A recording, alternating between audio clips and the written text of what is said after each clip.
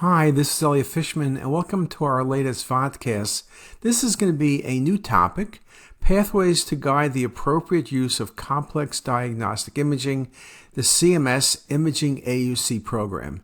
And the reason we're talking about this is that a few weeks ago at one of the major oncology meetings, I had to explain the AUC program, where it is, why it's being done, and what it means for everybody.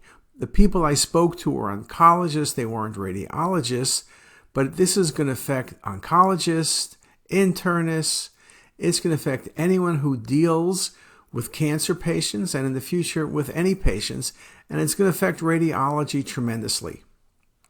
So what makes this whole process come to the front? Well, imaging technology is constantly changing, and decisions about the best imaging study for a specific clinical application continues to change. The role of multiple modalities may change based on availability and based on local experience. Also, scan protocols are critical and need to be specific for a specific application. And although radiologists at times have a challenge, non-radiologists often do not know what study to order. They want to do the best thing for the patient, but there's so many options. What should they do? Now, the truth is radiologists may not know the best exam. Should this be a PET scan? Should it be a dotatate, a CT, an MR? It's not always as simple as it can be. In retrospect, knowing the answer, it's like picking the lottery. It's only 6 numbers. What's so hard? But this week, which is November 6th, I'm recording this lecture, and the pick 6 is $1.5 billion. So it's not so easy just picking 6 numbers. It's important also to realize that the correlation between many stakeholders is critical, especially as non-imaging studies become more sophisticated. So we know we have challenges now, but what are we going to do when AI comes along? What are we going to do with liquid biopsy? Should we order it? Do we need to use it? What's going to go on? And of course, we all recognize that a multidisciplinary approach is really the way to go.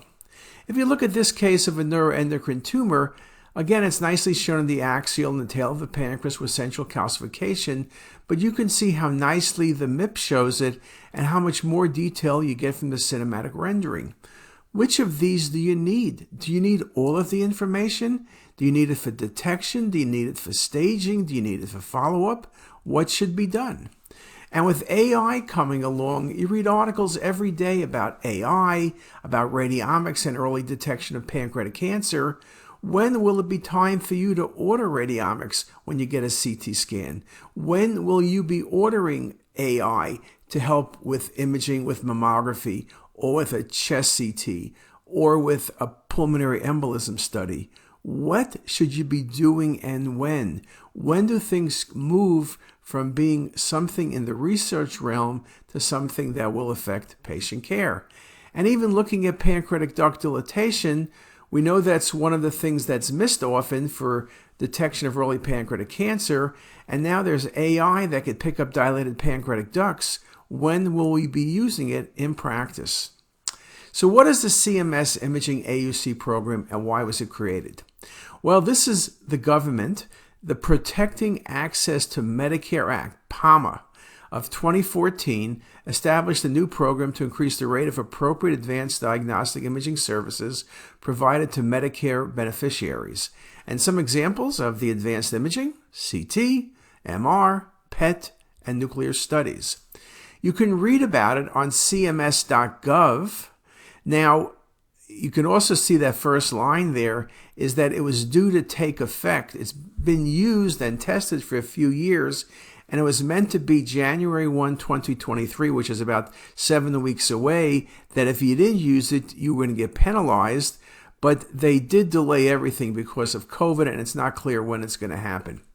Under this AUC, Appropriate Use Criteria program, at the time a practitioner orders an advanced imaging service for a Medicare beneficiary, they will be required to consult a qualified CDSM, or Clinical Decision Support Mechanism. These CDSMs are electronic portals through which appropriate use criteria is assessed. So what I'm going to show you some examples of that is there's been organizations, societies, some hospitals where they've created and had approved their clinical decision support. And you would need to use someone decision support in order to get reimbursed. A consultation must take place at the time of the order for imaging services that will be furnished in one of the below settings and paid for under one of the below payment systems. Ultimately, practitioners whose ordering patterns are considered outliers will be subject to prior authorization. So it becomes very, very important.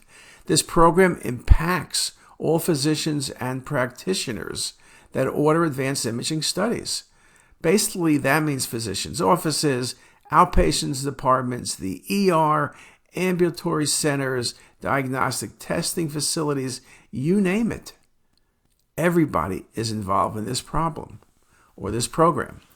Now, with these provider-led entities, a National Professional Medical Specialty Society or other organization that's comprised primarily of providers or practitioners who, either within the organization or outside of the organization, predominantly provide direct patient care. Once a PLE is qualified, the appropriate use criteria developed, modified, or endorsed by the entity are considered specific or specified applicable AUC. And you could see, as of a few months ago, there are many different organizations. Two that catch your eye, the American College of Radiology, the ACR, and the NCCN, the National Comprehensive Cancer Network. There are other societies, there's different institutions, but ACR and NCCN are the ones I am going to look at. Now, a clinical decision support mechanism is an interactive electronic tool for the use by clinicians that communicates appropriate use criteria information to the user and assists them in making the most appropriate treatment decision for patient-specific condition. The goal is to make it easier. The goal is to make modules that are easy to use. Nobody wants to create an epic which will make more and more work. Obviously, anything where you need to do something takes work, but how could you make it very, very simple? And again, the testing period, which began a couple of years ago, is still going to be testing, okay? January 1st deadline is going to come and go, and no one's quite clear when the new deadline will be. So the payment penalty phase will not begin right now. So that's the good news for everybody. But on the other hand, there's a lot to learn from these programs, okay? Very, very important. And the CMS is saying they're not able to forecast when the payment penalty will begin. So you can think about the fact that it's probably at least 2 years off. So let's look at some examples. Many of you are familiar with the ACR. We all use ACR criteria. ACR does a great job, and we all know about it. The ACR appropriateness criteria are evidence-based guidelines. They're for a range of things. I think there's over 1,700 different guidelines, making more than 8,800 recommendations. These things are authored by more than 600 members, representing multiple expert societies with lots of references. And again, remember how the ACR does it. Things are appropriate. When they're really appropriate, it's a 9. When they're not appropriate, it's a 1, 2, or a 3. So again, there's numbers involved. The ACR addresses 198 clinical conditions with 965 variants and 1,760 clinical scenarios. So there's a lot that goes in there, and all of us are familiar with the ACR and the excellent work they indeed do. Now, it's very important to recognize that these guidelines do change over time. You can see the ACR Think About Pancreas has updated it several times. Now, they will look at it every year or two to see if it really needs upgrading, and if it needs upgrading because of new information, they will indeed do it. So that becomes very important. You can't have these rules that are frozen in time. Things need to change. We all know the appropriateness criteria use a scale of 1 to 9. Things that are 7, 8, or 9 are usually appropriate, and 1, 2, and 3 are not. 4, 5, and 6 are kind of like, probably not. But 7, 8, and 9, and particularly those 8s and 9s, are things we really want to use. Now, the ACR uses a transparent, evidence-based methodology. You may not always agree with the ACR's recommendations, but one would have to admit it's always hard to make decisions. There's committees ranging between 10 and 25 people trying to put these decisions together, and it's hard to make decisions.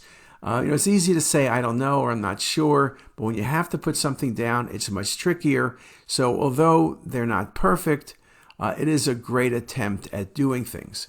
So again, ACR, ACs are systematic reviews with recommendations that are data-driven and supported by evidence.